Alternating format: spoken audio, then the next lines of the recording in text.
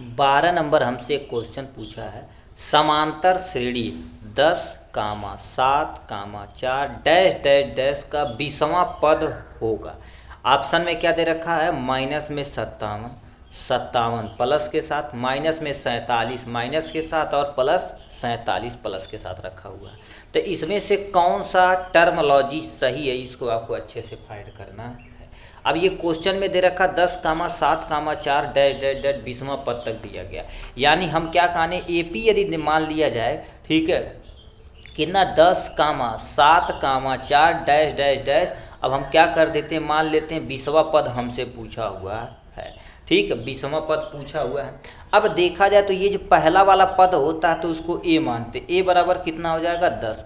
अब डी निकालने के लिए हम क्या करते, इसमें से इसको माइनस करते, तो डी बराबर कितना हो जाएगा 7 माइनस में कितना हो जाएगा आपके सामने, यानी 4 माइनस में 7। तो इसको देखा जाए तो हमारे पास क्या हो जाएगा 3, यानी डी की वैल्यू कितना आई 3, ए की वैल्यू कितना आई हमारे पास 10 आ चुकी है।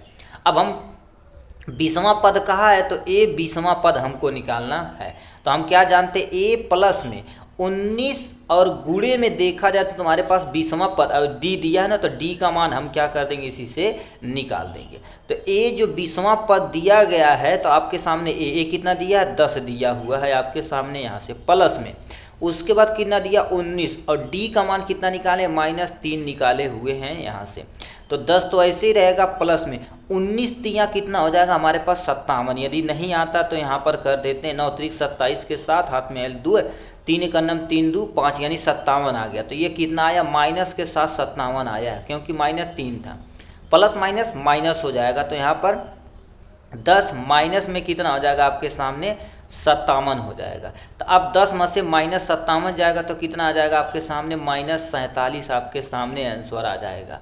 तो -47 जहाँ दिया रहेगा उस पर आप क्या कर देंगे, यहाँ से टिक मार देंगे। ऑप्शन में दिया है माइनस में 57 माइनस में, तो ये वाला सी वाला option is the correct option हो जाएगा। ठीक, चलिए नेक्स्ट क्वेश्चन की तरफ चलते हैं भैया।